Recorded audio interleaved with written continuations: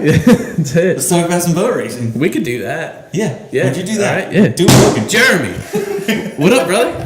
How you doing? Hey, man. Thanks for coming by. Welcome. Happy to be here. Thanks, man. I appreciate it. Episode 2. Yeah. Episode 2. Going down right now. In COVID. Yeah. In fucking Lockdown, COVID. sort of governor melty face. Nobody likes him. God, it sucks. It sucks so bad. I hate living in New Jersey. It's embarrassing. Yeah. I say it every day, just about, that I hate this place. I hate New Jersey too. Pick a place, man. Florida. Pick a place. Let's go. I'm in. I just want to live in Cape Coral. Well, let's go. Yeah. We'll pack up the I podcast look and at leave tomorrow. houses on Realtor.com weekly, and I send them to my wife, and I'm like, let's move here. She's like, great, sell everything. Just sell everything. Except like, the okay. race boat. Yeah. Yeah, that's the one thing. Oh, and my center console, I love that little thing. Dude, speaking of the race boat, one thing I failed to do last time was explain the race boat with Randy. So I actually raced with you. Yes. And in a 727 Tomahawk. It's a 22 velocity. And what are you running now? 250? Yeah. 250 on that. Roughly. And well, at least that's what we'll call it. Yeah, we won't tell we'll be them. simple about it. We won't tell them exactly what it is. But yeah, man, I'm excited to get started with this season. Yeah. It's been kind of a bummer. Yeah. You know, to say the least. Being pushed back. I mean, say the least. it's horrible, man. It's horrible. And it doesn't get easier. No. It just gets harder waiting. Even just recreational boating. Like I went out over the weekend. I'm like, well, now what? I'm out on my boat. Can I go to a bar? No. What do I do? It's bad. I don't fish, so I'm I just gonna ride around. I guess I don't know. I've found myself every time I get in a pleasure boat, I want to race somebody. Start racing people on the parkway too. It's bad. It's bad, man. It's every time like somebody gets up next to us, I'm like, come on, let's go. Just go. Let's go. Come on, give me You the start nod. looking at them. Give me the nod. It's bad, man. But a lot of people have it worse than us, man. Yeah, They're it's saying true. That's the worst of. They're saying like half the problems. small businesses that are closed right now aren't a lot coming of friends back. with them, and they're hoping and praying. It's bad. Something changes. Yeah, but Jersey's gotta well, not Jersey. Murphy's gotta get his ass in gear and get some of these businesses open and let the Jersey Shore survive. I mean, it's bad, and I just don't understand the logic where we're going to keep the state closed, and if that's how you feel and you feel that that's the best way to go about the situation, then I don't think you need to be out at these protests with no mask, right, violating your own stay-at-home order. I mean, we got to get rolling, man. I need racing. I need Point Pleasant. Yeah, I need something. I need something. Go. I need something. But one cool thing that I did want to bring up with you was Class 7. Just Class 7 in general. There's been a lot of traction with that class. Yeah. A lot of people are inquiring. I see anywhere between 6 to 7, 8, 9, 10 messages on Facebook a week from people just curious how it works, what they need to do, what the requirements are. So I kind of wanted to just run that down real quick. And it's just a real simple deal. It's 22 feet is the max. Yeah, right? 22 feet. So it's 22 feet's the max. We stop at 60 miles an hour. The reason why we do that, for anybody curious, is we're not always running in the bay. And 60 is plenty fast in 4 to 5s in a 22-foot boat. And in the formula works. It gets a little short. It gets a little short. It gets a little short. Yeah. And it's just, I think also with the speed being where it's at, it's kept a lot of people in the game. Yeah. There's a lot of 80 mile an hour, 85 mile an hour boats that are propped back to 60. Mm-hmm. The equipment lives, and they can come back time and time again. And the boat will live too. Yeah. Your boat will stay together. Yeah. Which is super, it's super important. Randy touched on it when we did the first podcast a couple weeks ago, that offshore is a budget thing. And you have to understand your budget, or else you'll be out of the sport in 2 or 3 years. And we've seen guys do that throughout the years. Over and over again. Every class. Over and over again. Guys just come in and they're gone real fast. Yeah. Well, it's a big bite. It's a big bite. I mean, even in Class 7, truthfully, you could buy a boat for $2-3 grand, right? Oh, absolutely. But you're going to put 10 in it. Yeah. It's just the way it goes. Guaranteed. Yeah. So guaranteed. I think that at any level in the sport, you have to understand where your ceiling is. Right. And Class 7 is the best way to get in the sport right now. Yeah, to get in, get your feet wet, and you've seen it with other guys. They've come into Class 7 and then they've moved up to whatever class. Yeah. Just to get their feet wet. All right, do I like this? You know? Right. And then if you want to get out and say, maybe it's not for me, you can still get out of it, and it's not, oh my God, I just spent, how much money? Right. Just lit a lot of money on fire. Well, and the really, really cool thing about Class 7 is, too, there's a market now. Right. Like, I've never seen this in racing, at least since I've been around it, where the race boats actually have a real market. Right. They were always just old, beat-up race boats by the time people were done with them. There was nothing left. I mean, you blew them out for whatever you could get. Trying to get it for a pleasure boat, it's like, oh my God. Then they got to put that much money into it to convert it or clean it up, whatever you want to do. Right. So now you're seeing these old race boats just come back. Yeah. There's so many people that are seeing the momentum in the sport, and they want to get in it. Yeah. Because it really has. It's come a long way in the last couple of years. Yeah. It's a cool thing to see, too, when you see the old boats come back. Yeah. A boat you saw 15 years ago and you really liked it. Predator. Yeah. Predator, man. I remember as a kid, I had the T-shirt. That was my favorite boat. Dude, to me, bad. That was the coolest thing that happened this whole off season was Predator coming back. Yeah. I mean, that Nate Hunt has been around for a long time. Yeah. But that boat has a nostalgia to Absolutely. it. That's really outside of maybe Island Runner or, I mean, there's a lot of them really. Yeah. If you start naming names, I'll get in trouble. Yeah, if you want to start going into Apache, it's like, well. Yeah, I'll be on CNN tomorrow. But but the nostalgia of that boat in particular. Yeah. Is so exciting to see it come back. It was a great running boat. Yeah. It was always fast. It was always in the front. Yeah. It's a great running boat. It's awesome. I can't wait to see that.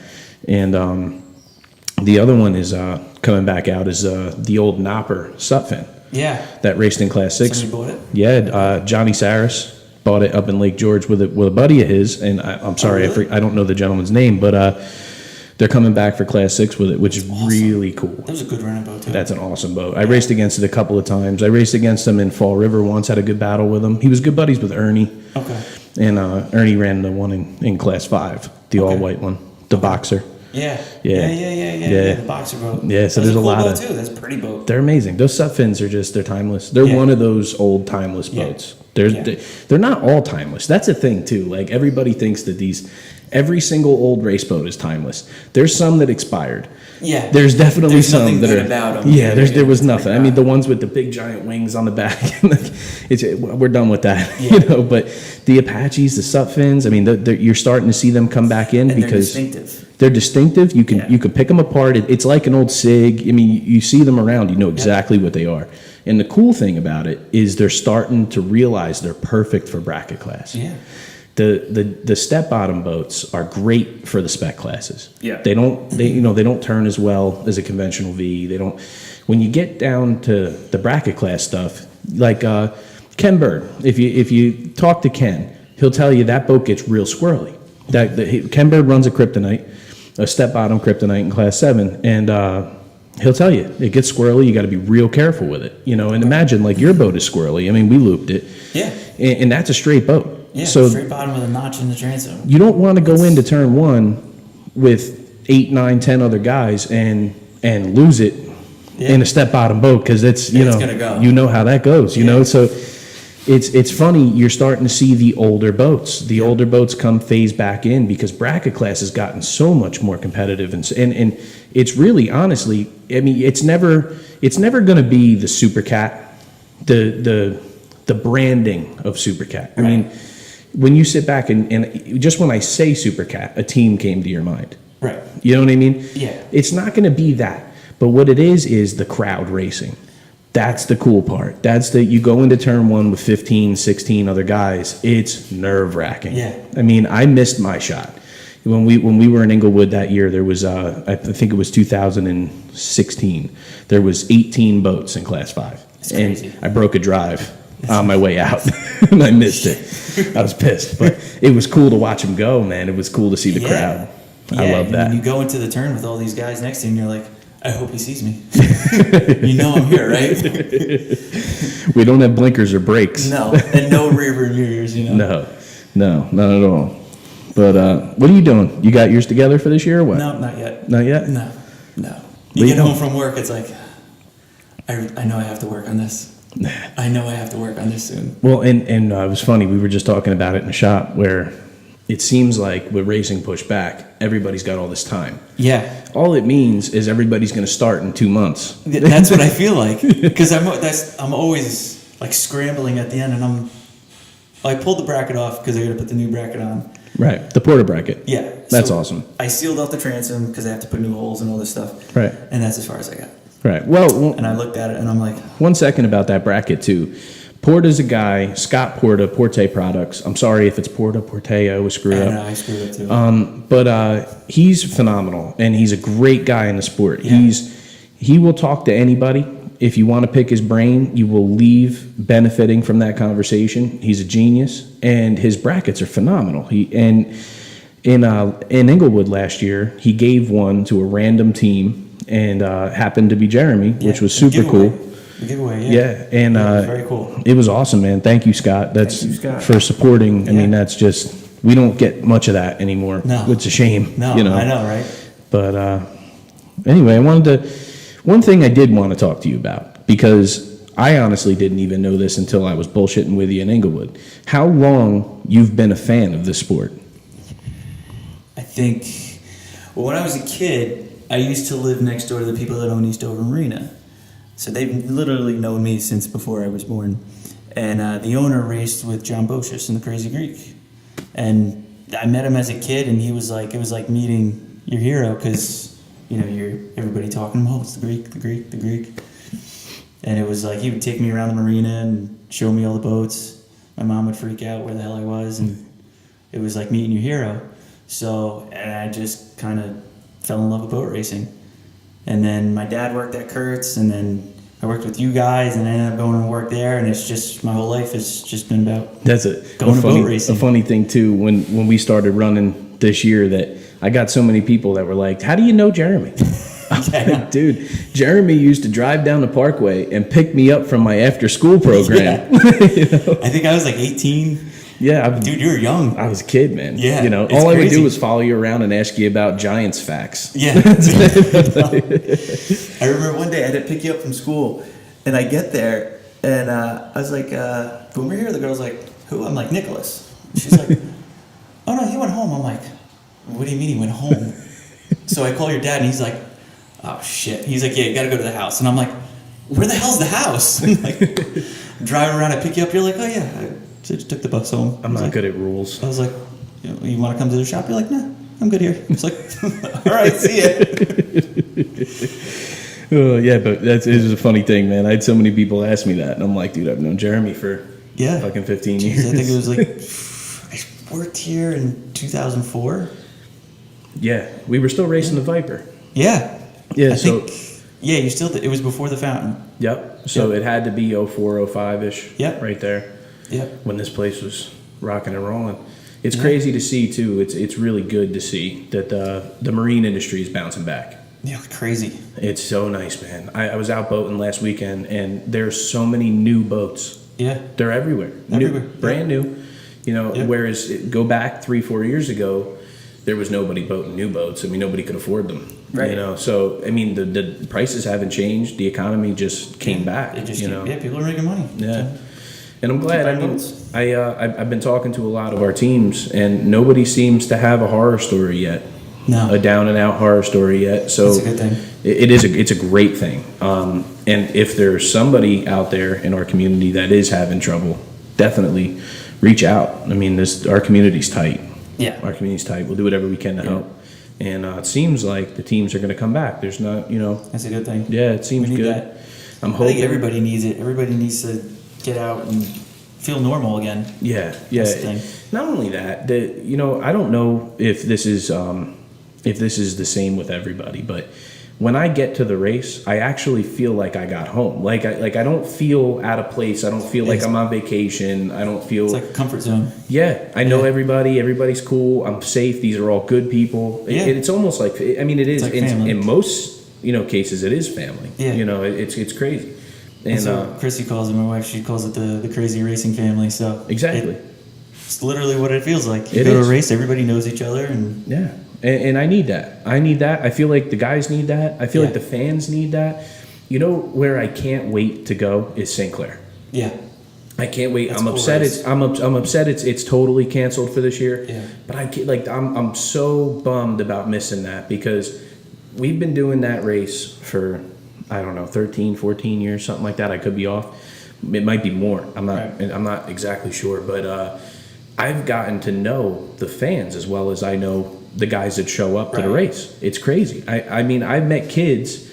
You know I started racing in 09. Right? So I've met kids in 09 that were 9, 10 years old that now ask me if I need to borrow their pickup or something to get to the ramp. Yeah, it's crazy. And I know them. I talk to them on Facebook, and there's so many teams that do that. Louie's one of them with Strictly Business. He is so good at staying in touch with all these people. That's amazing. Yeah, I mean, it's amazing. awesome. And it's awesome. I mean, he's got kids that he met at races that travel with him to other races and help him wash the boat. And that's crazy. Yeah, he does it all the time. That's and amazing. It's great. To me, that's the best part of the sport. Yeah. Is the personability. It makes it different than other sports. Yeah. You know? It does. You can literally walk into the crane area, pick up a deck brush, and help. Yeah. Nobody's going to turn it down. Sure. You sure you want to do this? Yeah, I'll give you a shirt and everything, man. It's funny, man. It's such a wacky, different sport. There's nothing like it. And I say that all the time, and I'm always thinking, like, am I wrong? Like, is a lot of other shit like this? It's not. Yeah, it's not. You can't go to a NASCAR race and just go, hey, you need me to pick up a wrench and help you? It's like, no, get out of here. Like, what are you doing? For free, too. Yeah, like, just for free. Like, just walk in, no money. You know, and just walk up to any team you want. Right. You know, it's crazy. It's awesome. I love it. There's nothing like it. No, it's unique all in itself where you can do all that and then go watch and then be a fan and say, hey, I know that guy. Right. You know, like I actually know them. Yeah. It's pretty cool. It's awesome, man. And we go to so many cool places now. Yeah. Like I think back when OPA first started. Not when it first started. When my old man first took over. Yeah. And there was Seaside and Point Pleasant, and we ran them both like 4 times a year. All run the Seaside. Yeah. That's crazy. The one year, we started in Point Pleasant. That was the only way we could, that's an awesome story. That was the only way we could afford to run that race. So we didn't have enough sponsorship money in Point Pleasant, and we didn't have enough sponsorship money in Seaside. So what we did was we started the race in Point Pleasant, and we finished the race in Seaside. Yeah. It was the only way to make it work. It's crazy. And I think back to that, and I look at where we are now, and where the sport is now, and it's like, how do you not just love the time period we're in right now? We got those one wheels. Those the skateboards with the one wheel in the middle. Yeah. They're awesome. I love them. Are they really? Oh, dude, they're so much fun. And honest, man, you gotta be careful. You can get hurt. I believe they look rip. like you could. Yeah. They rip, dude. No shit, really. Yeah, like they call it floating, and it's what you feel like, man. Like 15, 16, 17 miles an hour doesn't sound. Fast? It doesn't sound that fast until you're doing it. I thought they went like 8. No, they're fun. They rip. That's awesome. Yeah, and when you go downhill, it recharges it. So, like, the whole concept behind it is bombing hills with them. And they'll go, like, the one I got will go 20 miles without charging it. I gotta get one of these. Dude, they're awesome. And they're pricey. Like, mine was $2,000. But to me, it was better than a Grom. Well, yeah. Because you gotta have a pit vehicle, you know? I bought a pit bike, I just never picked it up. I gotta go get it from my friend's house. But and then COVID hit, and he's like, I'm like, you want me to just wire you the money? I'll just PayPal you? He's like, no. I'm like, okay. Well, I'll just leave it there for a while then, I guess. We were in Fort Myers, and me and my girlfriend Sam, we were one wheeling around, and it was when we had the block party there. And I just remember like wheeling down the street and looking at this parade that we were doing. And I was honest, I've been around racing literally my whole entire life. Right. I have never seen that hardware before. I've never seen the caliber of hardware. You roll past those Victories. You roll past Victory, Geico, 222. Sorry, they only be not 222. It's 222. And you go by those, and it just those 3 boats is like, oh my god. Why do they call it 222? I don't know. Hopefully, maybe like at some point he can come here and explain it to me. Yeah, I always wondered that because there's Victory, there's Geico, there's Nigel Hook with his boat, the Silver Hook, whatever. Right. But yeah, 222. That Silver Hook, man, that is That boat, it's a cool looking boat. It baffles me because it truthfully, it performs extremely well. Yeah, it's fast. Extremely well. Yeah. It's really fast. For a big V-bottom like that, I don't know how long it is. It's got to be 85 feet long. Yeah. When you walk past it in the pits, it takes like a half endless, hour. Yeah. It's crazy. And I love it. It's so cool. It was here once. We pulled the motor out of it and put one of their spares in between races once. And I remember just walking around it and being like, how long is this thing? Yeah. I mean, it's and huge. it's wide. Yeah, I would love to run it in like some real bump. It's got to be awesome in rough water. Right. I wish there was a class. I wish there was a bigger class for them. Like a step up from the V Extreme class with Instigator and Lily. It kind of something in between. Yeah, something above that, but below the cats, because there's so many of those big V bottoms out there that won't hang with a finely tuned fountain. Right. There is a market for that. And it's true. I mean, I've been around a while. Like the Outer Limits ran really, really good. Yeah. But those fountains have so much time on a race course. Yeah. I mean, it's just that's what it is. They're a purpose-built machine. I love the Outer Limits. They're beautiful. They run amazing. I mean, they really do. They're the current fastest V-bottom in the world, regardless of what anybody wants to say. They ran the number, so... Yeah, I mean, it really happened, and they really are the fastest. But there's something to be said about the R&D of a fountain with time actually on a race course. Right. I've never seen one on a race course that didn't look like it was supposed to be there. Yeah. Never, ever. I've never just seen a bad one. They all run, man. So there needs to be like a next step, like maybe like a Mercury power plant, 42 and up V-bottom class. That would be cool. A step up there. The only problem is we have so many classes in offshore. Yeah, it's like recreating another class, and then the confusion starts over again. Dude, I just shout out to Mark Henderson, because he's the only dude I know in the last 10 years that created good classes. Class 6 was his brainchild. Yeah. And Class 7 was his brainchild. Yeah. I mean... He had that 22 velocity. Yeah, and before that, the 24 Pantera. Yep. Where he came up with Class 6. I mean, he really is a pioneer in this sport and continues to be. Oh, yeah. He'll call me just to talk about racing. Yeah. He called me last night and I was busy. I didn't answer. Sorry, Mark. He was by the shop. I meant to call him back. He was by the shop 2 weeks ago, and we sat here in this room for like 3 or 4 hours, and I don't remember anything we talked about. It's just one of those conversations where it's like flowing. There's no reason to end it. Yeah. Like I wish he would come on and do this show with me, because he's one of the guys that had, the only other guy that I can think of off the top of my head that's like him is Ryan Beckley. Oh, yeah. Where just like I could say, remember that blue boat, and I won't even complete the thought, and he'll be like, Destin, Florida, 2007, it rolled over in turn 1. And I'll be like, how do you even remember that? You go on Facebook, people that are just fans of the sport, they're like, oh, yeah, let's just ask Ryan. Yeah. And it's crazy. Ryan, man. Ryan's a book. He's like an encyclopedia of offshore. Yeah. It's amazing. He is. He's incredible. Really? And look at, and he's another one. I mean, look at Superstock. Yeah. If it's been there forever. Without Ryan Beckley, what does that class look like? Yeah. I mean, he's kept some structure in that class over the years. It's so good. I mean, the guys are so good. All of them. The guys are amazing. There's really no bad eggs. There's a couple of pain in the asses, but there's no like guys where I'm like, nowhere you're like, yeah. I mean, there's a few where like I know when I walk up, this is going to be an hour.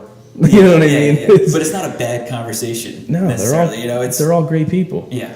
And that's I can't thank the offshore community enough for what they do. I mean, just build a boat and do what we do in one race and see if you want to do it again. Right. And there's these guys that have been doing this for 30 years, 40 years. How many times has Bob Teague raced a boat? Like 3 million times? Yeah. It's like the passion in this sport, I think, is really what drives it. Because there's no other reason to do it. There's no money. There's zero money. You're not winning anything. You're not winning anything. It's funny, people ask, friends that don't exactly know, they're like, do you win anything? I'm like, no. So what'd you win? I'm like, a trophy. Even if and I liked it. I was pretty happy about it. Even if you took first place at our race site with the most money. Right. All you did was break even. Right. You know, and people don't get that. And it bothers me that people don't get that, because that is why you should appreciate these guys that come back over and over and over again. You know, and not just the big money teams, the small guys. I mean, I talked about them on the last podcast, but the Smith Brothers team, right? Yeah. Just think about what they've been through. I mean, they pretty much put everything they had into buying that Joker. Right. Fast forward a couple years, it sinks. It's total. It's completely total. By the end of that year, they were in Inglewood. Yeah. Fixed. Running again. And these guys aren't millionaires. The boat bounced off the bottom for like a week. A week before we found it. Yeah. And they rebuilt it, and they were in the World Championship that year. And the following year, registered their name in the Hall of Champions for the second time. It's amazing. And they build horse trailers or something. You know, it's like they build trailers. They're not billionaires. They're not day traders, and you know what I mean. They're blue collar guys that really want to do this. You know, and that's not like I think 90% of why this show exists is because I want more people to come boat racing. Yeah. And if that's not a reason to come boat racing, it's that cool, man. Yeah. These guys are missing meals because they can't miss boat races. Yeah. You know, it's the craziest thing. It's awesome. You know, it's okay. We're going racing this weekend. It's like, all right, here we go. Here we go. Yeah. What are you doing? You going to try to hit the ass end of this season? I'm gonna try to. Yeah. Yeah. Cool. Yeah. We got some good. We got some good ones still. Definitely gonna try to. Work's a little crazy. Yeah. People going boating. Can't do anything else, so they want to do that. So it's a little hectic, but I definitely try to do as much as I can. Certainly Point Pleasant. Yeah. Well, of course, can't miss the hometown race. Yeah, it's a little close. But there's still some good ones. Azam and his people at P1 are still full speed ahead with Cocoa Beach. Cool. Which I actually just found out that is the same day as the next SpaceX launch. Really? Which is pretty cool. You get to see that. I'd love to see that. That'd be pretty neat. And maybe talk to Elon and see if we could put a race boat on that thing. Yeah, that'd be cool. I'd love to shoot a race boat into space. I'm in. I'm in, dude. Yeah. But there's still some good stuff, man. Inglewood just got a good chunk of change at a really needed time. You know, their sponsor situation was looking bleak. Yeah. It's a small town, so it's amazing what they do. And they get hit hard. You know, you got to remember, even regardless of COVID and everything else, they deal with red tide. Yeah. So by the time we get there in November, their businesses have been shut down for 2 or 3 months minimum. Right. So when we pull into town, 9 times out of 10 is the day they put the open sign on the window. It's amazing. That's why they love that race so much. It's such a beautiful partnership there, where we help them as much as they help us. Right. And it's a beautiful thing. I mean, that's one of my favorite race sites. Was last year your first year there? Yeah, that was the first time I was What'd you think of that? I loved it. I thought it was great. The town was awesome. It's easy to get everywhere. Yeah, it's a little sleepy. It's a sleepy town. There's not too many bars or anything crazy like that going on. Yeah, but I mean, at the end of the day, I mean, I don't really care about that. I mean, after the race, if everybody's in the same place, it's kind of cool because then you see everybody and you can that's my favorite talk about part. Everything, or if somebody has a problem, you find out and it can help them or whatever the case is. That's my favorite part about Inglewood is I hate when we go to race sites and everybody disappears. Yeah. Right? Like the race is over. More inclusive. Yeah, well, and not only that, we all stay right there on the road. So it's like when you go to certain races where the race is over, you want to go back to the hotel and take a shower, right? It's 10 miles away from the pits. Everybody disappears. You know, by the time you're done racing, the old lady wants something to eat, or you got to get the kids in. You got to get the kids changed and in team shirts, and get ready for the awards. Well, you don't see anybody. Yeah, it's just like everybody just disappears, and then by the time it's all said and done, and you're in the truck on your way home, it feels like it didn't even happen. Right. That's not the case with Inglewood. Right. Inglewood feels like a party from Thursday till Monday morning. Yeah.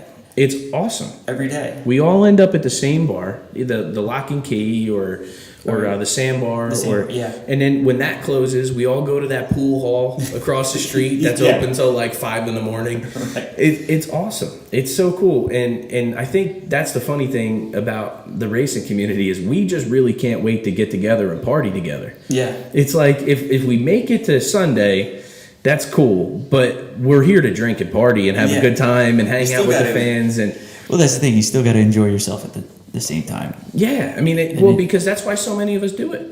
Yeah. You know, I mean, that's really what it's about. The racing thing is its own separate thing. Right. It's like there's situations where you have to dive into that. You can't get in a Super Cat and not have your head screwed on straight. Right. You know what I mean? Yeah. But you kind of have to be on your A game to do that. Yeah, A game's a whole. It's a whole other thing. It's like when we're getting ready Sunday morning, right? And it's not that it's any less competitive or any less important, right? But there's something different about climbing into something that is traveling at rates of speeds that can most definitely hurt you and kill you. Right. And you can't walk into that without your head screwed on straight. Right. You got to be prepared. I watch my brother go through it, throttle and AMH.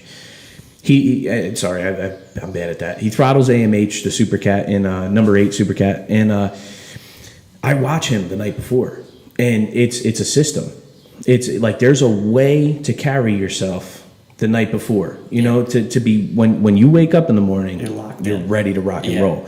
It's not the same as what the other half of us do. Yeah, you know? All right. I think I'm going for a boat ride tomorrow. We all hang out and we bullshit in the pits and we talk shit to each other and we get ready for tomorrow and it's going to be fun. And to me, that is actually a beautiful thing. Like some people get upset about that being spoken about, but to me, that's the most beautiful part about it, is there is two completely different sides of it. Right. If you want to just come and put up your tent and hang out with your buddies and go out on Sunday and give it your best shot, and you can totally do that. Yeah. And there's plenty of dudes that are there to party with you. That's the cool part about going into bracket racing. It's awesome. It's awesome because you can.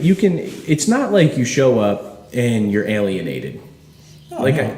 I've been through that. I've been through that multiple times in our history in offshore, and it's a horrible feeling. Like it's just when you know they don't want you there. They don't. It's horrible. But what I don't see that in OPA. I don't think that there's a situation where anybody pulls into the pits and doesn't feel welcome. Yeah, I mean, we get a new team and it's like, you need help? What do you got? What is this? Yeah. You know, how'd you buy it? you know, where'd you get it? Yeah. Did you find it in a barn? Like, what? Did you buy it from a neighbor? Like, where did you get the boat? And it's a cool thing. Yeah, and you can just so quickly become part of the family. Yeah. You know, and that's I mean, it's not just drinking and partying and bullshit. It's a family, and some of the guys enjoy just hanging with the family. Right. You know, it's so cool. It's so cool that that's possible. Right. That there's something out there where it's like an outlet for us adrenaline junkies. Yeah. You know, to just go fuck off and have fun, man. It's awesome. But I wanted to continue the conversation about Class 7 because there's one thing in particular about it that not a lot of people have caught on to yet. But I think in the next couple of months, there's going to be a few manufacturers producing purpose-built Class 7 boats. Yeah. And I think that is the evolution of the class. And there's already one. There's one, the Battle Wagon. Well, Velocity. And Velocity's coming out with one, but they're established. Yes. There's new guys that are popping up all over the place, looking for hulls, looking for molds, that looking Battle for. Wagon boat is a cool boat, and they run fucking great. Very cool boat, and they run great. And I'm excited about that because that's what Class 7 needs right now. Right. It needs a facelift. Yeah. You know what I mean? There's only so many 22-foot boats that are still in good shape that you're willing to go kick the shit out of. Yeah, I look at it and I'm like, oof. Well, and yours is in good shape. Oof. You know, there's a lot of it is. I mean, really, even the worst boat on the course is still a good boat. Yeah. It's just how many Point Pleasants are they going to take? Right. That's the thing. Yeah. And I think that once we get into that side of things, where you start to get some of the purpose-built machines coming into that class, I think that's when you'll see the growth of that class. Yeah. Because not a lot of people realize that the single outboard mold, that the mold of that class has been a premier class in offshore. Yeah, for a long time. For a very long time. I believe it was A class. Yeah, it was. I never understood how they broke it down. I never actually went back and looked it up. Right. But it was A class with the outboard, A class with a stern drive. Yeah, and then there was double A class. Where it was twins, right? It's so hard because, and that's the hard part about the sport, and why I really wanted to do this show. You can't Google this. Yeah. You can't there's no way to Google what was A class. Right. You got to find people and talk to them about it. But anyway, it was a premier class. I mean, that was the big show for a long time, and it could be again. And I think, truthfully, it kind of is. Mm-hmm. Like, to me, you might have your on paper biggest classes, your class ones, your super cats, your super stock, all that stuff. But if you wanted to pick the people's champ, it's class 7. Right. The people love watching those little boats because it is hairy, it is out of control. And when people hear 60 miles an hour, they go, oh, my boat does that. I could do that. That's slow. That's not racing. Yeah, go do it in a 22-foot boat. Do it, man. In the Atlantic Ocean. Do it. Just try to do 60 in the ocean consistently. How many of your friends at Ticey Shoals, okay, were they pulled up and they rafted up with you and they want to tell you all about how fast their boat is now? Oh, yeah. Right? It's like, all right, I get it. But do it in a situation where you can't lift.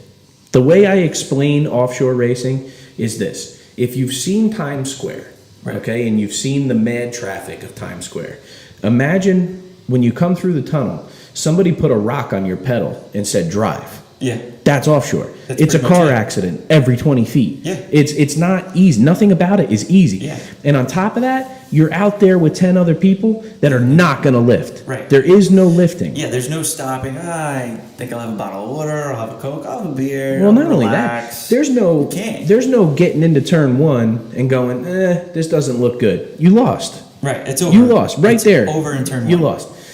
So you got to be on your shit. You got to kind of be out of control. And that's why I think we've never allowed any faster speeds in Class 7, because I think the elevation of that class is coming. I think you can see it every year. New teams and guys just improving their boats. Yeah. And finding new ways to make them faster and doing some crazy stuff. Yeah, it's pretty cool. There's a lot of people that are working hard with the Class 7 boats, which it's so cool to me because after doing it with you, I get it now. Yeah. I didn't get it before. I get it now. That it is nuts. Yeah, it is absolutely crazy. Nuts. I've raced in a shitload of different kinds of boats now. That is the craziest shit I've ever done. Yeah. I mean, it truthfully is. It's not about the speed or the boat or anything. It's about the combination of that class, and the rules in that class, the way it was laid out, the way it was intended to be. It's all perfect. Yeah, and I think guys that do it, it gives you the confidence to move up. If you can, you think you can do it and you do it, then you go, okay, I think I can race a bigger boat now. And that's the God's honest truth. Yeah. If you can drive one of those boats, you can move up to any class you want. That's the truth, because I've been doing it for 10 years and I'm by no means the best around. But I've got some time in a helmet. Yeah. And I lost yours. You know what I mean? It's a different thing, man. If you can learn how to drive those boats, if you can get competitive in that class, you'll do well in any aspect of offshore. Yeah, because that's an understanding. That's different. It's not when you're running 75 in a Y2K superboat, right? Right. Yeah. Where you got deck in front of you, you got horsepower behind you, and you're negotiating with the race course. That's what I always called it, was being a negotiator. There's things you can and can't do. Right. And it's not your ability. It's what the ocean allows you to do, and it's what the competitors in your class allow you to do. And you got to make the best of every single situation. That's how you get to the front. Right. When you talk about Class 7, it's the limitation of the hull. Yeah, there's only so much you can do. It's feel. It's finesse. It's not looking into turn 1 and saying that guy's going to slide out so I can go under him, and then hopefully that guy doesn't come down and get the next pin. Right. It's none of that. It's who can hang on to him.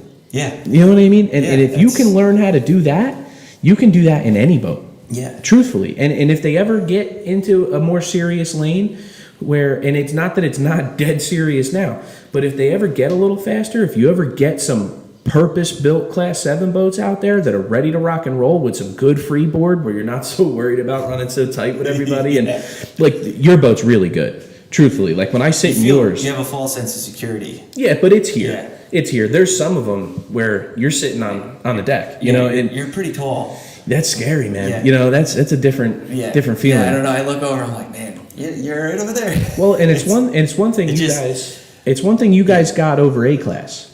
And I hope I'm right about A-Class. I'll get torn apart for that. But it's one thing you guys have that they didn't, where it wasn't tight. Right. It wasn't a traffic jam in every pin. You know, where now every single turn you're in traffic. Yeah. You know, so I would like to see the evolution of that class, and it's coming. Yeah, I definitely can see it. I definitely can see it. Yeah. Even just like we were saying, having builders out there that are available. If somebody wants to get into the class, they don't want to buy an older boat, they want to buy a new boat, go for it. Yeah. It's awesome. I think that may be, there's a lot of talk about finding a spec set of rules for that class. Yeah. That is the next step to that.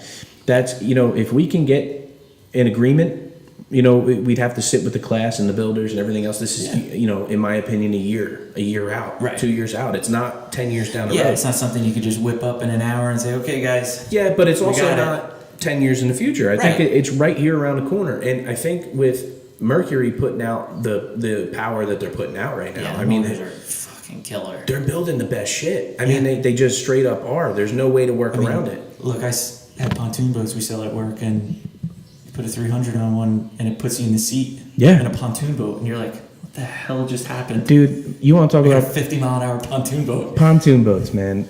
I raced against one in Lake of the Ozark, and dude, it totally blew my mind. I was in the green boat, and that was such a mind fuck. I felt like P. Diddy was driving the boat from Get Him to the Greek. It was a straight mind fuck. I'm running down this front stretch with the green boat, and at that time, it was the 510 motor with the giant runners and everything. I mean, it was a screamer, you know, easy 900 horse. Yeah. And we're running along, it's 6,000 RPM, and we're just coming up to the dam where all the people are, and it's about the end of the race, it's winding down. And I hear like this, it's like when you're driving in your car and you got the window open just enough, just like you could slip a piece of paper through it. You know that? Yeah. I'm like, what the fuck? It's the T-top on a pontoon boat next to me at 75 miles an hour. Yeah. And he told me he didn't want to pass me in front of all the people. He told me that after the race. I'm like, get the fuck out of here. How fast does that thing go? And he told me he's got two 400s at the time on it, and it would run 100. It's an animal. It's a pontoon boat. Yeah. I know. The guy in Lotto, Scott French and I, we'd beat him out of the turn. Like, all right. Okay, not worried about it. I purposely broke out the whole race because I didn't want to lose to the pontoon boat. Before the race, everybody's like, don't lose to the pontoon. Don't lose to the pontoon. I'm like, I'm not even racing them. Next thing I know, the first lap, we're next to each other. And I'm like, fuck this. Dude, isn't it a bad feeling when you look over and he's sitting at the helm of the center console? Yeah. With the thing, with the cup holders. And the front seats, the whole deal. And he's like, what the fuck is going on? It's bad. It's demoralizing. Get a single 400. So we beat him out of the turn. Get to the next turn. He'd be next to me again. I'm like, son of a bitch. Like, how do I get away from this guy? So at the end of the race, I see him after. I'm like, hey, man, how's fast that boat go? He's like, unofficially, I don't know. He said like 84, 86. I was like, and that? I was like, you're insane. Even we're coming in, and I'm watching him go down the race course just thinking and flying all over the place. I'm like, this guy's going to die. It's awesome. This guy's going to get spit out of this thing. Did you see the one that was out there? It's crazy. And I don't remember. I really should. I don't remember the manufacturers.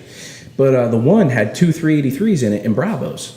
Yeah, built in the pontoons. Yeah. I mean, that's like a new thing. They're building. I'm like, I don't ever want to have to work on one of these. I have absolutely no use for a pontoon boat where we live, but that's an amazing concept. On a lake, that thing's gonna be awesome. That's awesome. Yeah, that's the best thing ever. You put 20 people on it. Yeah. It's a pontoon boat, but it does 60 when you're cruising. Yeah, it's unreal. It's like, you pass me another drink. 60 with the mini top up. It's so cool. But we got what else we got? We got Point Pleasant is they're pushing for Point. I just to rewind to that. They're pushing for Point. It's on the schedule for August 14th, but we weren't anticipating this governor. Yeah. He just won't quit. Yeah. And it's hurting the ability to find the sponsorship we need. And the other thing that is becoming a problem everywhere in the country right now is a lot of what we do revolves around first responders. Yep. We have paramedics and EMTs at every race that do a tremendous job, but they've been doing a tremendous job now for 4 or 5 months. Right. and they're about worn out. Yeah. Taking on side work isn't in the cards right now. Yeah. You know. Yeah. So we're having a little bit of an issue there, but nothing we can't work around. I'm hoping that date sticks per the governor. There's no reason why we couldn't run the race. It seems like everything's improving. Yeah, So. I mean, I think that I don't know what to think, man. Yeah, I don't think know. anybody. Let's just really be real about it. Who the fuck has any idea what's happening right now? Well, nobody really knows. Look at the CDC and the World Health Organization. They just don't know shit about fuck. Nobody knows. They really anything. don't know anything. Nobody knows anything, and it's like, and the only thing that everybody does know for sure I is. totally stole that from a meme I saw. I saw that. It's Ruth from Ozarks. I got you. I got it. But it's the one thing that everybody does know for sure is who they want to blame. Yeah. But nobody is being proactive. No. It's horrible. I mean, every time I go on Facebook, it's never positive. No. It's never No, positive. everything's negative. So it's like, how do you know? How do you know if it's getting better, if it's getting worse, if it's flat, if we're flattening the curve? Right. Who knows? Right. I don't know. All I know is everybody's outside anyway. Right. Everybody's doing this shit anyway. I went to F Cove on Sunday. Packed. Right. Packed. Yeah, for those of you that don't know, F Cove is like the coolest spot in Brick. Yeah. It's like a party cove. It's Party Cove. Yeah. And it's slammed. You can't fit another boat in there. Nope. And 2 weeks later, nobody's coughing. Nobody's coughing. Nobody was social distancing. Like, definitely nobody was social distancing in that place. Look, I have a cousin that was in a coma for over 40 days. I have a customer here that we love dearly that passed away. I'm not saying that this isn't real or that this isn't important or that this isn't. But the truth of the matter is, we can't. I can't live shut in my house anymore. No, I can't. I think start getting stir crazy. A lot of people can't. Fever. Yeah, it's and not only that, you miss your hobbies, you miss your thing, you miss being able to, like, dude, you know what kills me? I'm a coffee guy. You know how hard it's been to, like, not get up in the morning and be able to just walk into Wawa? Yeah. Like, they make it for you, but, like, you got to put on a mask. And I'm like, 90% of the reason why I don't go to stores anymore is that stupid mask. Yeah, it drives me I'm nuts. tired of wearing it. Drives me nuts. I'm over it. Thank God we don't have to do that every here. morning to put the mask on when I go to Wawa, so then I have to go back to to my the truck, truck. put the mask on, and every day there's some guy that's just hanging out in front going, I forgot to do that too. And I'm like, yeah, I'm not alone. I watched a dude at West Marine the other day. Walking out of the store, there's a guy standing next to the door, and he tapped him. I was in my truck. I have no idea what he said. He tapped him, and the guy handed him his mask. He borrowed the other guy's mask, went in, bought what he needed, and gave the guy's mask they're back. not caring about anything. This is so stupid, man. What are we doing? Why can't we go boat racing? Guys sharing masks. It's horrible, man. I just wouldn't want to share the mask and be like, that guy had bad breath. And Right. then I got to walk around the store for And 10 now you minutes, got bad and I'd be breath. like, oh shit, this and guy then stinks. and then you got to think of the Brush your whole teeth. and then you got to think of the whole process in which how you acquired his bad breath. Now you're thinking about that all day, and now you'll never forget that guy. I don't feel like dealing with Or this just anymore. that smell Yeah. in your nostrils Dude. the entire day. Or how many people do you see standing in line and it's just that? Yeah. The Darth Vader mask. It's like, come on, man, dude. Like at any moment now, he's gonna force choke me. Even when it first happened, I'm like, I'm going into a store with a mask and a hat on. Yeah, And I'm not robbing it. I know. At all. I know, It was just a weird feeling. dude. It's horrible. It's horrible. This whole thing is just. I get it. I think it's just way out of proportion. Yeah. It's so far out of proportion, and the fact that they're stopping boat racing is terrible because. First of all, we can't afford this. You know what I mean? We can't afford this. We need to keep it rolling. Yeah. But second of all, man, we can regulate ourselves. We had a plan in place, but before all this went down, we had a plan in place. We had it all worked out. It would have been perfectly fine, you know. And look, I get it. They don't need, you don't need Lake St. Clair population of 42 people to all of a sudden have a massive outbreak after the race comes. I get it. I understood that. But we're past that now.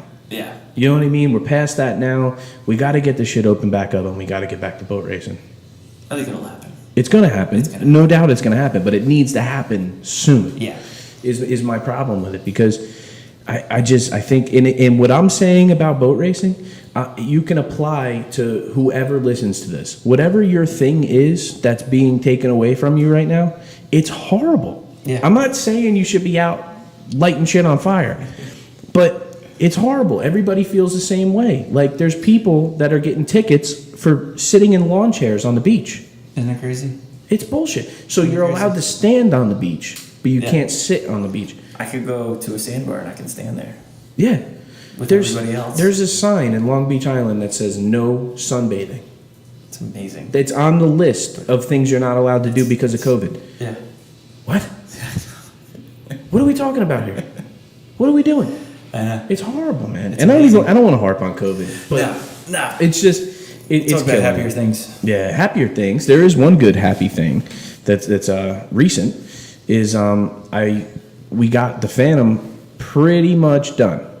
Pretty much. Awesome. I've been saying that for 2 years, but it's pretty much done. So I know a lot of people messaged me after the last podcast, and I was bullshitting with Randy about it, and they didn't even know I bought that boat. Really?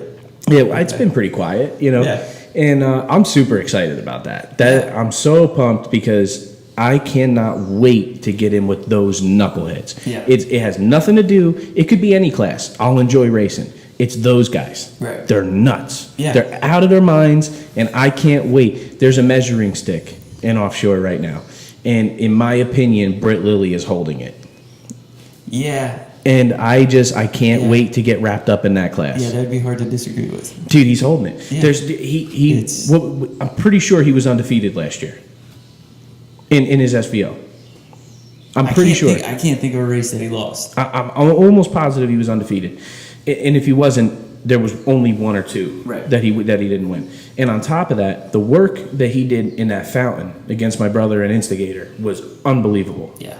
Unbelievable. And that's not even a cut down 42. Yeah, that's an older boat. That's an old school 42. Yeah. That was Syntron, and before that it was Firewater. Yep. That's an older boat, and he's out there right next to them. Yep. I mean, running right with them. It's pretty wild. Dude, it's amazing. In my opinion, he's holding the stick. Yep. So I can't wait. I can't wait to get mine together and get out there and get in that class. I mean, I'm pumped for that. So that's happy. That's happy that's shit a good right thought. there. And we got a good crowd for Class 7. Yeah. That's going to be unbelievable. I was on the Class 7 page the other day, just kind of cruising around. I don't like that page. There's way too much drama on that page. Yeah, I kind of hit the mute button. It's horrible, man. But, and dude, most of it from people who've never even been in a boat race before. So I hope if anybody watches this podcast and has been on that Class 7 page, please don't let that deter you. That's not what happens in real life. Well, even you go to a race, that drama from that page isn't what happens at a race site at all. No, or ever, by really. any means. Yeah. It's just keyboard warriors. Yeah. But I was on there, and what I do take away from that is that's how many people are vested in that class. And there's people coming. I mean, there's a lot of new boats. The hot foot thing really threw a monkey wrench into it, which I understand. I get that. But that's a rule now. Yeah. Any team that was running a hot foot can continue to run a hot foot for this year. Any new team has to have a driver and Throttleman.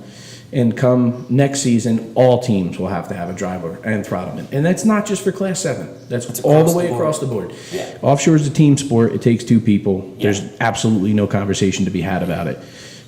Just in my experience, my old boat, I had a hot foot in it, just a pleasure boat. I couldn't imagine racing it with a hot foot. I don't know how some of the guys do it. Good for them. I can't do it. I just beyond me. I couldn't imagine trying to throttle one. I couldn't, and maybe in a lake, but not in any kind of chop. I don't know how they do it. No, it's good for them. Yeah, and there is, and not to listen. There's a lot of people that do it very well. Yeah, and very competitively. Hey man, good for you. I just personally, I think it's got to be difficult, man. Yeah, you know. Yeah, I just can't wrap my head around trying to do that. Hold on, steer, look around, trim, watch the gauges, watch the speed, watch who's around you. It's too much. You got to have a driver and Throttleman. Yeah, I just can't. It's just it's that simple. But that threw a little monkey wrench in there. There was a couple of new teams that are upset about the hot foot rule, but I think they'll come around. I know for sure there's 2 brand new teams. There's 2 more guys that I've been talking to in and out that they have boats. That's an awesome thing. Yeah, and they have boats. They're ready to rock and roll, but they're just not completely committed yet. So that's awesome to see in that class, because the growth of that class in just the last 2 or 3 years is like triple what it ever was. Oh yeah. So I'm loving this, man, because I love racing your boat with you, because I feel like I'm a part of the grassroots racing it's now. Like the meat and potatoes. Yeah. Backbone. It's awesome. Old school. I thoroughly enjoyed getting our asses kicked. I did. It's crazy. I had a blast with you the second day in Inglewood. If only a motor ran that good on the first day. I know. I know. The Fallon spark plug was like, oh my god. That's part of it, though, isn't it? Yeah. I mean, it's just, I the first year I bumped from Class 6 to Class 5. That year, I think it was 2015. I literally broke every single race. Yeah. Every single race. And it never anything huge. I never even really had to fix anything. Stuff. Just stupid shit. Yep. And it happens, know. But we went through that. I don't think we start and finished a race on a healthy motor all year. But it's gremlins. That shit happens. Yeah, man. I had gremlins all year. Yeah. Coil packs, Fallon plugs. Yeah. I broke a lot of stuff in Point Pleasant last year. One straight away. That hurt. But I did, like that Sunday there, a lot of people don't take the time to sit and digest Class 7. Yeah. They watch the craziness, they see the crazy pictures, but they don't really technically look at it the way you would technically look at some of the other classes. Right. And they should, because I mean, we were down on power. We were technically out of it, points wise, but I enjoyed watching the competitive pack go at it, because it changed what I thought that class was. I thought there was a couple of front runners in that class, and then you had the pack, you know, and it's not. It's not. Any boat can win on any day. Yep. They're all phenomenal. I didn't feel uncomfortable whatsoever in your boat at any point in time. How the hell Derek and Garrett ran that Punisher boat the way they did. Man. And they said they like flashed 60, and I was like, how? Even if you broke, I would take the trophy, because that was incredible. Dude. They were a rocket that day. I don't think I've ever seen a boat that well balanced. Yeah. Ever. But it was a rocket. I mean, it was perfect. Yeah, absolutely perfect. Yeah. And I think Bird was leading him for a little while, most of the race. For those of you listening to this podcast, if you're interested in watching what we're talking about, it's on YouTube, on OPA Racing. The live stream from Ingle Beach Waterfest is there. I mean, you can watch it. Bird was leading him for a while. He broke right in front of us. Yeah. And then it wasn't long before Dawson came around us, and I remember watching that thing fly through the air, thinking to myself, "What are you doing, man?" But it was beautiful. It was poetry. It was perfect. Those two ran that boat better than I've ever seen anybody run a little boat. I mean, that was unbelievable. Yeah. And that's the important part of Class 7. Yeah. There's a team that will move up. Yeah. There's no doubt in my mind. There's a team that will move up, that will get better, that will get into better boats, that will get into better classes, that deserve to do it. Yeah. You know, like that I love that. I love seeing that. The checkbook guys, they don't get me excited. Yeah. You know what I mean? Guys like them, they will wind up in Class 3, Class 4. I hope so. And dude, I hope so. They'll be a lot of fun. Yeah. You know, they're exciting to watch. Yeah. So it's cool to see teams grow. It's awesome. It really is. If look at the V Light class and Pro Stock V that I'm going into now, most of them are Class 7 guys. Yeah. Steve Papp. Yeah, Kyle. In Class 7. Kyle. Yeah, I believe Uzi. I'm pretty sure I've heard Uzi was a Class 7 guy in the beginning. Okay. I think Randy said that on the last podcast. I didn't even know that. Yeah, I had no idea. But it's cool. It's so cool to see that I hate calling it we made the mistake once. I don't know if you were there. My old man called Class 7 Little League. Yeah. You can't have the major leagues without Little League. I remember I wasn't at that race, but I was at the race that we all showed up at, and he was like, "Oh, Sorry, he guys. apologized. Oh, yeah. He didn't mean it that way. But what he meant was that is super important. Yeah. That is incredibly important in the sport to have a feeder class, a class that you can afford to get into to get your feet wet, or for guys that want to be around but can't afford to be around. It's a perfect class. The one thing that I would love to shoot down is this recent notion that Class 7 is like a entry level class. Yeah. When they say entry level, what they mean, I know for like a fan that was thinking about getting into this, there's no way to make this distinction. What they mean by entry level is entry level cost. Yeah. It is not an entry level class. You have killers in that class. Yeah. You have Perry in that class, Impression in that class, Riley in that class, Bird in that class, the Lowers in that class. You have. There's a lot of fast boats. If you go down that line, they're killers. Yeah. These guys can kick your ass on any race course at any point in time. This is not I'm gonna build a boat for. Take some rides. Yeah, no, dude. It's might get a win. It's not that, dude. No. You're gonna get your You gotta ass come in waxed. ready to go. Yeah, dude. When I first figured it out, was our first race together was Michigan City. Yeah. And that green flag went up, and I thought we were going backwards. Yeah. I was like, holy fuck, how did that fast? Yeah. I didn't know that type of R&D was put into. Oh, yeah. You know, like, dude, and that's the truth. I'm around this shit a lot. So I think, like, how do people that are not around this look at Class 7? Right. Because I looked at it like the affordable class. Right. You know what I mean? I didn't realize it was all that. Yeah. I didn't know what we were biting off. It's crazy. Yeah. But it's awesome, and I thoroughly enjoy it. Yeah. I really, really do. I'm glad you did. It's awesome, man. It's a great class. I love it. It's so cool, but you got to fix my steering wheel, dude. Yeah, I got to fix that. You got to fix my I'm going to give you a new one as soon as we get out of here. You got to. I'll post a picture on the podcast page after we're done with this. Do you have a picture of the steering wheel? I do. I have a helicopter picture in motion of us running in Inglewood with that steering wheel, my knuckles on the dashboard, and my other hand's in my chest. It was crazy. We got down there and I looked and I'm like, oh fuck. I'm like, the steering wheel's bad. Because we almost spun it out in like a pack on it, and fixing the boat and doing all this stuff, getting it ready for Inglewood, totally didn't even look at the steering wheel. And I got down there, we pulled in, and I'm looking at the boat and I'm like, shit, what are we gonna do? It's a taco. Sucks. Yeah. It's a taco, totally man. bent over on the one side. It's horrible. It's hard to drive. Yeah. We got to fix that. Yeah. Definitely have to fix that. Yeah, man. Class 7's so cool. I could talk about it all day. I do most days. Most people ask me about racing, and that's what I talk about. I don't talk about anything else. I love that class, man. And I think I love it because it represents growth in the sport. Yeah. It really does, because nobody moves backwards. Right. Like, there's no Class 5 team that's now a Class 7 team. Yeah. You know, so every Class 7 team you see is a new class. Yeah. Is a new team, not a new class. I'm sorry. And you talk to anybody in Class 7, all of us talk about wanting to move up at some point too. Right. So whether it's feasible or not, everybody wants to do it. So Yeah. it's a cool thing. And you even have guys that are just content. Yeah.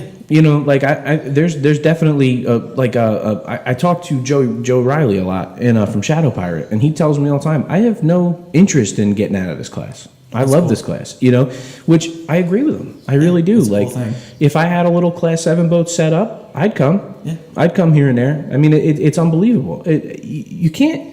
I guess the best way to explain it is like go-karts. Yeah. It's like go-karts. They're not fast enough to where you're afraid of it. Right. You know what I mean? But if you want to win, you got to know how to drive. Push, yeah. You know what I mean? Because you ever go to like a real good go-kart track? Like a recreational one? Any kind of one. Oh, yeah, I guess so. All right, so you got your one buddy that goes in there wide open, slides the tires out to the wall, and you go underneath them, and you never see him again, right? Right. Well, that's Class 7. Yeah. It's go-karts, man. It's technical. It's hard to do. It's hard to compose a boat over the course of a whole race. That's the other thing I noticed. There's a lot of lead changes in Class 7. Yeah. More so than I think people even realize, because of the live stream focusing in elsewhere so often, which I really hope gets fixed. That to me is horrible, that class doesn't get spotlighted.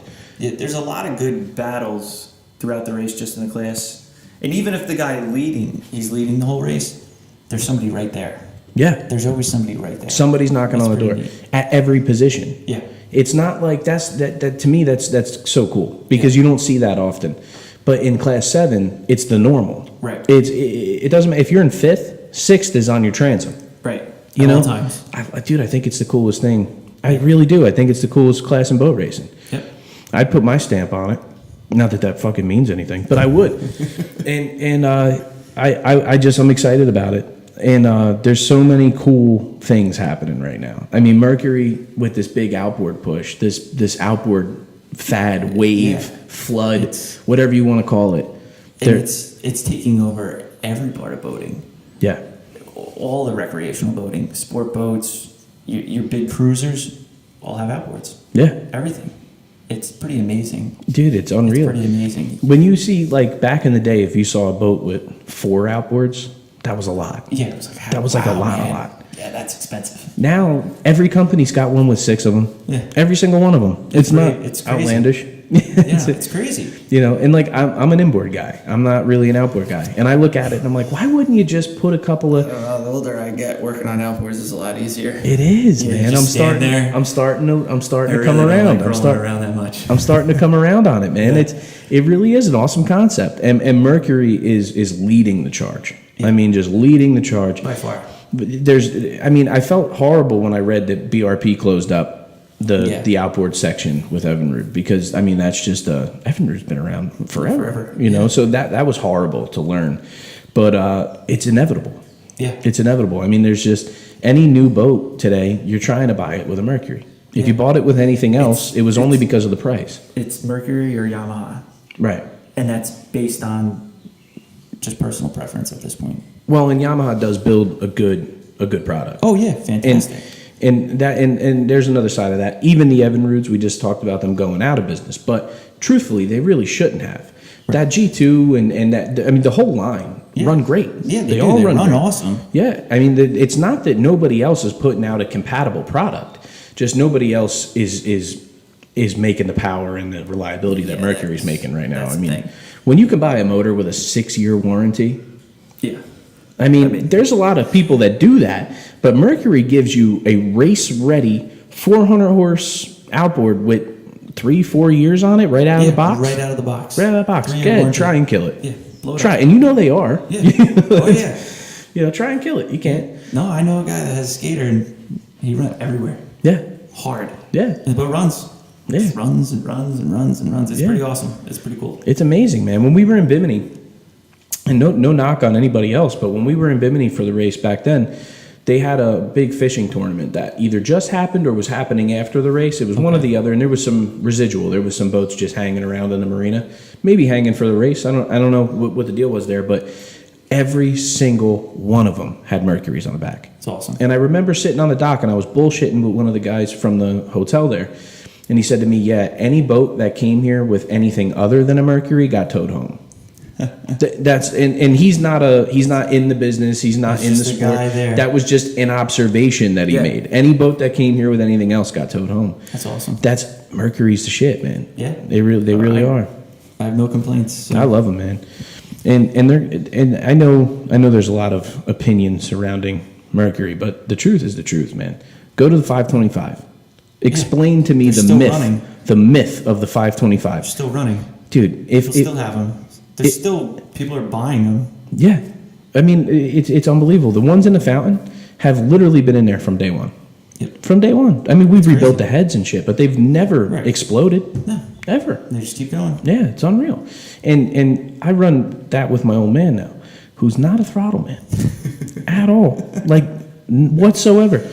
I love him, talented. I mean, he's unbelievable. He knows how to win. Yeah. But he ain't easy on equipment. And what blows my mind is you'll come in from... I'm waiting to see him like peek his head in the room and be like, did you say something? We were running in Inglewood there on Sunday. That was enormous water. It was building, during our race. Yeah. It was built that back stretch. First off, I never laughed so hard in a boat during a race in my entire life. We just laughed the whole fucking time. And we kept saying, we're like, it's getting rougher. Think so. Well, it started off that we were laughing that I've never been surfing in a race before. Yeah. I felt like I was surfing. A wave would just pick your boat up and carry it down the backstretch. But it was getting so big. When I got in the fountain, I was trying to explain that to him. And I was also trying to explain to him that I just got the shit kicked out of me in a Class 7 boat. So he rolled up. He's like, your ass hurt? I'm like, yeah, a little bit, yeah. Yeah, dude. So I'm trying to explain this all to him. The green flag goes up, and there's no telling him shit. I mean, they're on the dashboard, and that's where they're going to stay until the checker flag comes out. And we were talking about the 525s. When we come in from 8 laps or 10 laps or however many laps of absolute hell, you pull the throttles back, and they sit there and they idle at 700 RPM, 800 RPM, like pussycats. They shift nice, easy to move around the dock. I mean, it's like nothing ever happened. You open a bilge, there's not a drop of oil. There's crazy, isn't it? It's unreal, man. It's like how? It's Mercury. It's Mercury, man. They're killing it right now. And think about this. How often do you hear the words 1750, 1650, 1550? Mercury is putting these motors out like it's no big deal. Dude. And they're running. And they run, and it's no big deal. Look at Class 1. They're hopped up 1075s to 1350, I believe. I'm not 100% sure. But I believe. Was it that or the 1100s? I think they're 1100s. Yeah, you're right. So I don't think a single one of them had an engine failure all year. Not that I know of. Not that I watched. Track, but I mean, it seemed like it. So I look back, and this is no knock on engine builders. We're engine builders here. It's what we do. It wasn't racing engines. But when you got somebody like Mercury who is putting out that kind of product now versus rewind 10 years, rewind 15 years ago, right? It's not that far. The big class was extreme. And the big joke was who was going to break first. If one boat finished the race out of all of them, it was impressive. You know, I can remember watching Big Thunder Marine chasing Johnny Tomlinson in either Budweiser or Bacardi.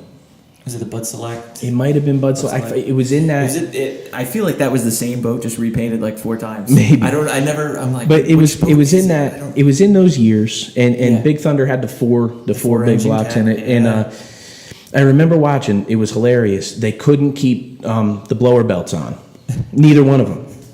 So Johnny Tomlinson would go. He was running with Dave Scott, I believe, at the time. He would come around a turn and he'd blow a blower belt, and then you'd get Big Thunder coming around a turn and they'd catch him and pass him, and they'd blow a blower belt, and then he'd get his back on and come around. This went on for 10 laps. None of them ever got the speed. They just kept blowing the blower belts off. It's amazing. So fast forward to 1100s running the entire season without a hiccup. Without a hiccup at 150 miles an hour, 155 miles an hour. No big deal. It's unreal, man. They're killing it. Is just, you can't compare with it. Money, man. Money talks. You can't compete with it. They're putting a lot of time and money into their product. You know, if you sit with Stuart Haley, I was lucky to hang out with him in Seattle. He was at that meeting at the APBA meeting, and I was sitting there talking with him. And you got to he's at every race. Seek him out and find him, and just pick his brain. The guy's a guru, man. A guru. He's an outboard guy. And listening to him talk about their product is like listening to him tell you about his son's football game. You know what I mean? There's a different kind of pride. There's a different kind of, it's not cocky or confidence. It's pride. He took pride in everything he designed. He believes in what he put out. Their engineers are unbelievable. They're unbelievable, man. And I'm not saying that that's unique to Mercury. But you see the result. You see the result. It's unbelievable. So I can't speak highly enough of them. And their involvement in offshore has been steadily increasing. I think it needs to increase. We certainly need them. Yeah, we need them. And not that they need us anymore. I mean, they basically monopolized everything. But it would be nice to see a bigger jump in their help, because they are racing. I mean, they are. They're synonymous with any form of offshore. Absolutely. Yeah, so absolutely. I'd love to see them step up. I'd love to see maybe a better rate on motors for Class 7. Maybe start to develop a set of spec class rules for Class 7. And it's funny. I was even thinking about it the other day, and I'm like, I wonder what that motor would do on my boat. Yeah. Just looking at just the V6 200. Right. Just going, I wonder how that would run. The V8 one? The V6, the 200. Okay. Right. It's I still, thought you meant the 300. just thinking about it, and I'm like, I wonder how it would run. Yeah, it'd run great. Yeah. It'd run great. And they're not crazy money. And if Mercury would work with us, which I think they would, just got to have the conversations. Product. Yeah. And we got to get the guys together. Yeah. We got to get the guys together and get a game plan and see who wants to do this, who doesn't want to do this. But I think that's the evolution of the class. Yeah, because I mean, eventually we're gonna not be able to buy parts, and it's gonna be tough to build the motors that we have or fix the motors that we have. Yeah. So, yeah, there has to be some sort of evolution to it. I think you're slowly approaching where we're at right now in Pro Stock V. Yeah. Where we love the 525. We want to continue running the 525. Right. We just can't. It's hard to get parts. We're having to now write engine rules around a stock engine. Right. You know what I mean? So once you start to do that, it's great right now. It's starting to get crazy. Then. It's going to get a little fucky. It's going to get a little off. And we're going to have to look to do something different, maybe the 565 or something like that. And I would just love to see Mercury step up and help Offshore. Yeah. They certainly have the money to do it. Yeah, right. I'm not asking you to pay us for motors. I'm asking you to sell me motors cheaper. We're going to give you money for these. Yeah. And I think there's a lot, there's a lot there. There's a lot to gain from it on both sides. Yeah. I mean, Mercury is the shit, but we need to brand Mercury to Offshore again. Absolutely. I mean, back in the day, it was the coolest thing going to a race and you see the Mercury truck there with, how many sets of props in there and being like, wow. It's pretty awesome. It was like pulling into a parking lot and seeing your favorite band's tour bus. Yeah, that's what it was like. Yeah, exactly. It's so cool. Like I love, and they've been around. They help out with not just forever, but last season they help out with the 1100 class, with the tech in the 1100 class. They're stepping up with the super stock class. Cool. And they're in and out on the Pro Stock V class. There's not much to really tech there. We have a pretty ironclad set of rules for that class, but it would just be good to see them get a little more involved. Yeah, because it is. I can't explain to people why I'm so excited right now, but I'm so excited for Offshore because I came into Offshore on the downswing. I came into Offshore when it was at its low. Oh, yeah. And I've watched the struggle of not just my father, but every single organization who tried their hardest. People have a lot to say about the Carbonells or, listen, what I can tell you is from watching what goes on in this organization, it's not easy. No. It's not easy, man. And it's so easy to make mistakes. Oh, yeah, of It's course. so easy. And everybody has put their all into it. And it's never gotten the traction. 2019, the ball wasn't just rolling, it was flying down the hill. The momentum is rolling. And then we get this COVID thing. You could feel it. You go to a race last year and it was like, this is one of the best races I've ever been to. Just going to Michigan City last year.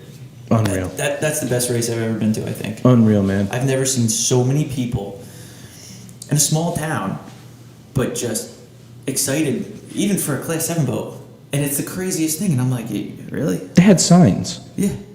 They had signs. Yeah. Remember, they had fucking signs. Yeah. We love you. We love boats. Yeah, Remember the one guy? I love boats. I love boats. I love boats. They're coming up to the truck, high-fiving you in the parade. Yeah. And you can't help but smile. Like, your face hurts. It's unbelievable. Because you're smiling so much, and it's like, this is all for boat racing. This is amazing. And dude, I don't know about everybody else. It didn't feel like an elevated status. It didn't feel like I'm a celebrity or. I thought it was humbling. I was like, this many people give a shit? Yeah, that's what I was like. I was totally humbled. I was like, not that I'm ever arrogant about boat racing. Shit, I raced an 86 22-foot boat. But to go there and see people excited about that, it was like, wow, it's pretty cool that you could share it with them. And there's that love there. And there's something about, like, Michigan City happens to be in Indiana, and I always lump it into Michigan because it's Michigan City. But there's something about that swing that we do through Michigan and Indiana. And Michigan's always been that way. We used to have 3 in a row. Yep. For years, we had 3 in a row in Michigan. And people would say, like, why do you go up there? Why do you go all the way to Michigan for 3 races back to back to back to back? Because you can't imagine how much they love offshore racing. And performance boats around there too. Oh, it's unreal. And they don't age. Yeah. Dude, I pulled up to, I believe we were in East Tawas, Michigan. I remember that race. The marina that we stayed in, where the pits were, had two 27 Magnums sitting out front on the racks that looked like the day they were built. Because there's no salt. Yeah. Like every performance boat that's up there looks like brand new. It's unbelievable. It's like a time machine when you go to Michigan. And not only that, the cars. When we were in East Tawas, Michigan, that whole town must have worked for a Ford plant because there was nothing but old Fords, and they were mint. That's so cool. Mint, That's dude. a cool thing. It's so cool, and I miss that. I miss like these are the things that you miss in offshore. It's not that I want to go race my boat. It's everything about it. Yeah. It's everything. Even Michigan City. So we were in the parade, and your dad came over. He's like, "I'm at this bar. You gotta go. It's such a cool place. It's the oldest bar." So my wife and I, we met him there. We sit down. He goes, "Here, get something to eat." We're like, "Okay." The woman comes over. She goes, "What do you want?" I'm like, "Well, your menu?" She's like, "Cheese or without? Burgers. Cheese or without?" I'm like, "With cheese?" Okay, came out. It was the biggest cheeseburger I've ever seen, and the thing was hot for like an hour.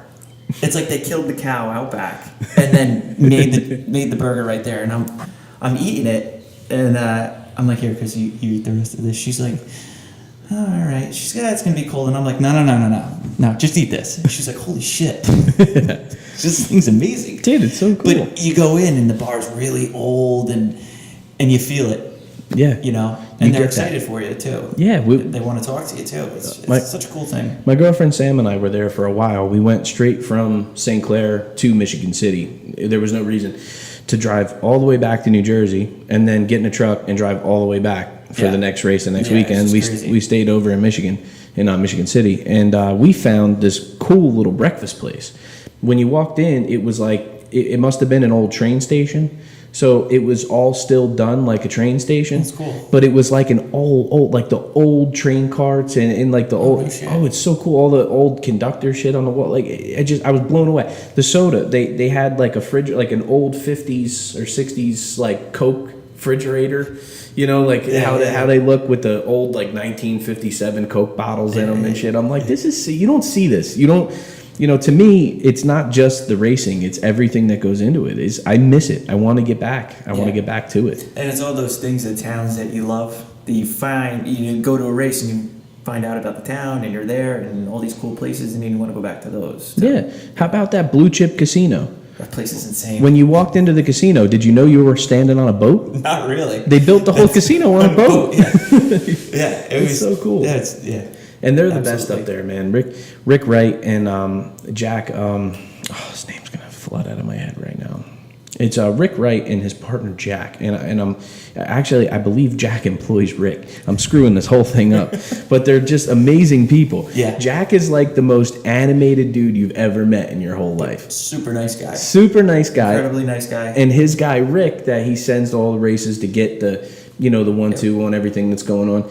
Rick is like the nicest dude you'll ever meet in your life. Absolutely. And they took such good care of our guys up there. They helped us out getting to Michigan City, and I met him in Ozark, and he said, "I'll help you get there. Just get there." Yeah. I said, "Okay." Yeah, and he's he great, was true man. to his word. Yeah. Awesome guy. That's another awesome thing too, is we have what they call the promoters group now that they've put together, where it's not just, I've never seen this in offshore ever before. No, neither have I. The promoters of the race sites, who were always like the forgotten. Right. It was always thank you OPA and thank you the sponsors, and then it was like the promoters were sitting there like, we did all the work, But and like I always felt so bad about that, It's like a thankless job. like extremely thankless. Yeah. Like the one person always comes to mind for me, and that's Tony Potoff and her husband Sam. Yeah.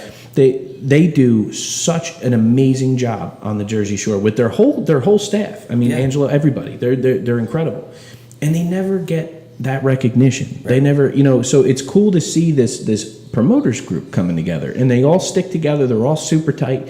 They share resources. They help each other where maybe one race site does the awards a little better, he'll help you out with how to maybe do it better at your spot, bounce ideas. Yeah, they bounce shit off each other. So I'm so excited. This COVID fucking thing screwed everything up. But I'm so excited to see how the race sites now evolve. Yeah. Well, you know, like it's only gonna get better. You know, so it's just such a cool thing, and I'm missing it. I don't know if anybody can tell. I've only said it 4,632 times, but it's killing me, man. I want to go back. It's horrible, but what we got here? Oh shit! Timed out on me. Edit that out. Oh boy. Bang. Done. We're back in. My computer, that's still doing this funky thing. This fucking bullshit. We're all good over here with the cameras. Huh? So we're all good over here with the cameras. I'll have to edit this little junk part out here. All right. Somehow it flipped onto a tempo and it's now going. Oh boy. I changed that. There we go. We're good. Okay. We're back in. We're golden. I don't know how how do you come back in? Just I don't know. Just fuck it. Technical difficulties. What is it like? Was it like the old public access symbol? Technical difficulties with is it like the different color bars? Put a hazard sign. A hazard there. sign, We yeah. should switch seats real quick. But I don't know how long was that? Huh? Anyway, where we're at right now. This is your third 25-minute, so Yeah, about an now hour and a half. fourth 25-minute, I think. Now fourth. Yeah, Let's cut it there. that's good time. Yeah, let's cut it there. We'll come back in from that fuck up with an outro. I don't know how the fuck do you even do an outro. How do you end All it? right, I think we covered everything. Yeah, we covered fucking everything. But I think we covered everything. Class Yeah, man. 7, OPA, COVID. Fuck Governor COVID. sucks. Fuck the governor too. Yeah. That's it, man. That's about it. Thanks for coming by, dude. I was happy to be here. I appreciate you, I man. was so excited to use my old headphones from when I used the podcast. I got them out. I'm like, I